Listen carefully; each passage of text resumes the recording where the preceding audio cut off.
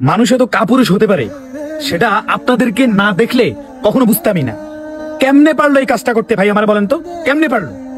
কবিরহাট থেকে শুরু করে 14 গ্রাম, ফেনী, অনেকেই কি করছে যে উঁচু উঁচু বিল্ডিং গুলো আছে সেখানে গেছে বাসা বানানোর জন্য। তো সেখানে গেছে বাসা বানানোর জন্য, তো খালি খালি যে বাসাগুলো আছে ওই বাসাগুলা যারা মালিক আছেন তারা ভাড়া দিচ্ছেন ভাড়াটিদের কাছে। কিন্তু দুঃখের বিষয় হচ্ছে তারা যে অমানবিক ভাবে মানে তাদের কাছ থেকে বেশি বেশি ভাড়া নিবে এটা কখনোই ভাবি নেই। আমি নোয়াখালী, বিশেষ করে আমার বাড়ি নোয়াখালী, বিশেষ করে আমি অন্তত যেখানে যাই না কেন শুটিং এ সবার কাছে গর্ববোধ করি যে আমার নোয়াখালী একটা ব্র্যান্ড। এখন আপনাদেরকে নিয়ে আমরা গর্ব করি, আপনারা যে মার্কা লোক, আপনারা যে মানে নোয়াখালীর মান সম্মান ডুবাইতেছেন অমানসিক ভাবে, অমানবিক ভাবে, তাই এটা কি কাজটা ভালো করতেছেন? কেমনে পারলেন? যেখানে 20,000 টাকা বাসা ভাড়া হবে সেখানে আপনারা করেছেন 25,000 টাকা করতেছেন 28,000, কেমনে পারলেন ভাই? আবার শুনছে আমার ফ্রেন্ড আমার ফোন দিয়ে বলতেছে, আমার কবিরহাটের এক ফ্রেন্ড আমার ফোন দিয়ে বলতেছে যে মাইজদি শহরে আসছে বাসা ভাড়া নিতে, 15,000 টাকার বাসা ভাড়া তাদের থেকে 19,000 টাকা চাচ্ছে। তাহলে মানুষ নাকি অমানুষ আপনারাই বলেন ভাই? এভাবে হলে কিভাবে হবে ভাই? 14 গ্রাম, ফেনী, নোয়াখালী সবকিছু ডুবে যাচ্ছে ভাই। আমি নিজে আটকা পড়ে আছি যশোরে। আমি আসছি শুটিং এর কাজে আজকে 1 সপ্তাহ ধরে, আমার নিজের বাড়ি পর্যন্ত ডুবে গেছে ভাই। আমার পরিবার আমার নানার বাড়িতে গিয়ে উঠছে, সেখানে উঁচু জায়গা আছে এই কারণে সেখানে গেছে।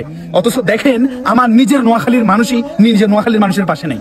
কেমনে পারলেন আপনারা এই কাজটা করতে, যেখানে আপনারা নিজেরাই ঝাঁপিয়ে যাবার কথা যে এক ভাই বিপদে আছে আরেক ভাই আমি উদ্ধার করবো না, আপনারা সেখানে অমানবিক কাজ করতেছেন। আপনারা মানুষ রেখো মানুষ ভাই, আল্লাহ ছাড় দেয়, ছেড়ে দেন না। আজকে আপনার উঁচু বিল্ডিং আছে, আপনার বাড়ি উঁচ আছে, এই কারণে আপনি ক্ষমতা দেখাইতেছেন। একদিন মনে রাখেন আপনার ছাদের উপর দিয়ে পানি যাবো, আপনি তলায় থাকবেন। আল্লাহ ছাড় দেন, ছেড়ে দেন না। আল্লাহর গজব পড়তে বেশি দেরি হইব না। আপনারা কেমনে পারেন এইসব কাজ করতে?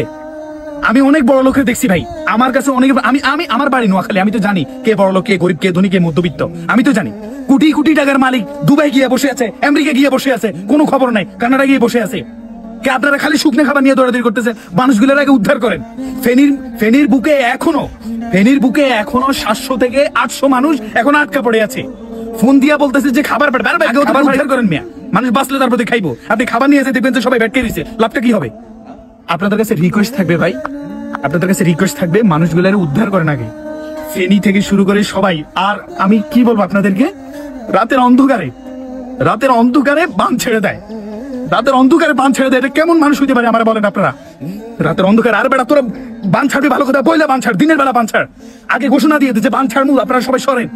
তোরা মধ্যরাতে বান ছাড়তেছস কোনো এক্সকিউজ ছাড়া। আল্লাহর গজব পড়তে বেশি দেরি হইব না। এই বাংলাদেশের মানুষ ভালো করে জানে, কেউ যদি অন্যায় অবিচার করে চলে তার যে পতন আছে এটা বাংলাদেশের মানুষ প্রমাণ পাইছে 2024 সালে।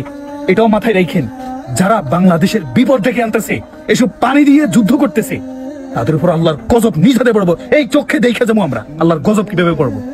আপনাদের কাছে আমার আকুল আবেদন থাকবে, আপনারা যারা খাবার কিনতে চাচ্ছেন, আপনারা মনে করতেছেন না যে নোয়াখালী গিয়ে খাবার কিনবেন, ফেনীতে খাবার কিনবেন, 14 গ্রামে খাবার কিনবেন। ভাই সেখানে টিনের উপরে পানি, এই যে টিনটা দেখতেছেন না ভাই, টিনের উপর দিয়ে পানি যাচ্ছে, সবাই উপরে, অনেকের দেখছি যে গাছের উপরে বসে রয়েছে। আমার নিজের ঘরে ভাই, আল্লাহর কসম, এই জমিনের উপরে দাঁড়িয়ে আছি, আসমান আমার উপরে, আমার নিজের ঘরে পানি 1 হাঁটু সমান। আমার নিজের ঘরে আমার নিজের মা, নিজের বোন নানার বাড়িতে গিয়ে উঠছে, আমি নিজে আটকা পড়ে আছি যশোরে। তাহলে দেখেন ভাই কতটা বিপদে আমাদের নোয়াখালী, ফেনী, 14 গ্রাম, লক্ষ্মীপুর, চাঁদপুরের মানুষরা আছেন। আপনাদের রিকোয়েস্ট থাকবে, আপনাদেরকে আমি বলতেছি না ভাই আমি মানবতার ফেরিওয়ালা না, আপনাদেরকে বলতেছি না যে আপনারা আমার বিকাশ নাম্বার আছে, নগদ আছে, আমার কাছে দেন, ভাই দরকার নাই। আমার যদি সামর্থ্য থাকতো আমি নিজে টাকা পয়সা নিয়ে গিয়ে মানুষ দান করতাম, কারণ আমার সামর্থ্য নাই, এজন্য আমি এটা বলবো না। আপনার যদি টাকা পয়সা থাকে, সামর্থ্য থাকে, আপনি নিজে যান, নিজে গিয়ে সাহায্য করেন। আর যদি আপনার যাইতে যদি সমস্যা হয়, তাহলে আমরা সবাই চিনি যে বাংলাদেশে একটা ফাউন্ডেশন আছে, আসুন্না ফাউন্ডেশন, যেটার প্রধান একজন আলেম আছেন, যার নাম হচ্ছে শেখ আহমদুল্লাহ। আপনারা ওনার সাথে যোগাযোগ করতে পারেন, অথবা আসুন্না ফাউন্ডেশনের সাথে যোগাযোগ করে তাদেরকে অনুদানটা দিতে পারেন। তারা অনেক, প্রায় কোটি কোটি টাকা তারা দান করতেছেন।